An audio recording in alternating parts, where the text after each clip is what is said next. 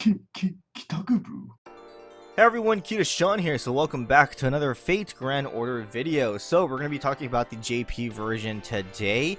Before we talk about this, I do want to say that I wanted to release this video earlier, but due to a sudden blackout in my neighborhood, I had no power for like 12 hours, which was very weird, so definitely something happened with the power lines or something like that. Don't know exactly what the reason was, but we have power again. So let's go ahead and focus on talking about Moonsault Operation, which is the brand new Girl Front event that's going on right now.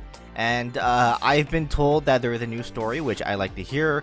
I heard the difficulty is actually a lot harder, which I also like to hear. I always like to take on challenges. And Jinako does not get an animation update or a buff, which is actually kind of surprising. I did think that she was going to get a buff of some sort, but unfortunately no. But instead, we do have a reveal of the map, very CCC-like, but what we're going to be focusing on today is the buffs for the Sakura faces. So BB, Melta Lilith, King Protea, and Passion Lip all get buffs. And man, they're really good. Like, I honestly didn't think they were going to buff Melt and BB. Like, they're already really strong. They just get even stronger. But King Protea and Passion Lips, those are pretty good too. King Protea actually becomes a lot better, and she actually is one of those servants now that is great for longer fights. But we'll go ahead and talk about every single one individually. Let's go ahead and start off with BB Moon Cancer. So of course, BB Moon Cancer is a welfare servant, and I mean MP5 and everything like that if you actually farm the event. But her third skill gets 20 to 30% arts up for 3 turns, and her extra attack gives you an additional 10% charge to the party for 3 turns, which is actually pretty crazy. So yeah, I mean, the arts up is really strong already. I mean, she basically does more damage with her arts cards, and she can generate more MP gain, which she already thought did really well with. And then the extra attack, after the extra attack, you get the MP charge for 3 turns, which I think is huge. So yeah, they just again made her really good and a lot more useful. Like, she's definitely gonna be that servant that you're gonna go to and fight those Avengers. Melta Lilith, so her, I believe it was her first skill. So her first skill basically gets an MP battery, which I think everyone is basically getting nowadays. Like, you get an MP battery, you get an MP battery, everyone gets an MP battery.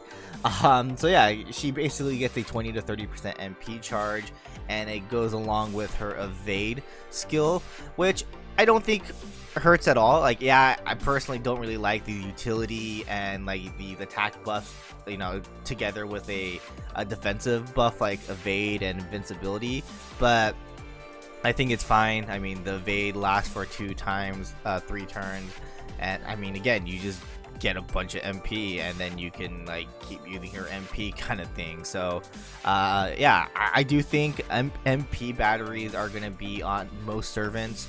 I think they're trying to go with that route right now, try to make every servant better by giving them MP batteries. Like, having MP battery does not hurt at all. Like, it's always a bonus.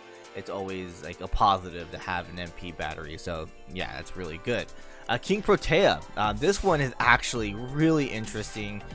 King Protea, her third skill, basically for each growth stack that she has, she does 5 to 10% MP damage for 3 turns. Like, up, like, that's crazy. Like, again, they're making her a servant that is great for long battles, because there's gonna be those you know, those challenge quests that's gonna take a long time to clear. Like, it's gonna take like maybe 6+ turns to clear kind of thing. And yeah, this allows her again to do more damage with her MP. So I think this is great, and yeah, this is something that she really needs. I do think a couple other things might be needed for her, but I think this is a great start. And again, I think this actually, you know, allows people to keep using her, or more like to use her again kind of thing. Yeah, I remember like when she first came out, everyone was using her, but then it started dying off a little bit. But I think this is gonna allow players to reuse her a lot more again. Now we have Passion Lip. Passion Lip, her first skill gets a 20 to 30% buster up for 3 turns and a 20% MP battery. So yeah, this is good. The MP charges are going to become staple for now on, and yeah, I think this is a pretty good one. Unfortunately, again, I don't really like how attack buff is with a defensive buff, but I mean, this is still a really good one for her. It allows her to do more damage and of course get her MP up a lot faster. So yeah, these buffs are just really good. Like Melt, I mean, she didn't need it, but she still got that MP battery. She's still one of the better servants in the game. Like again, BB, like she didn't even need any of that and she's already really strong. They just, again, just made her even more broken in a way. But I'm actually really happy for the King Protea one. I really am. And honestly, I really didn't think that they would you know, give buffs for all 4 of them.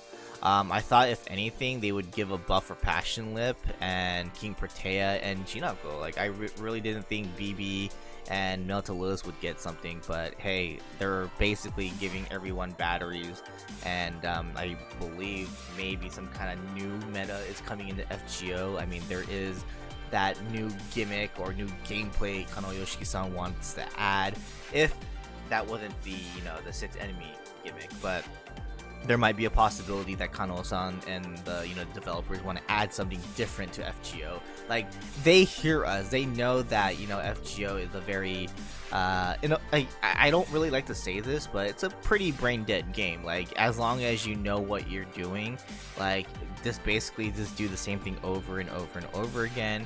And I love how they're trying to make everything interesting with all these new skills.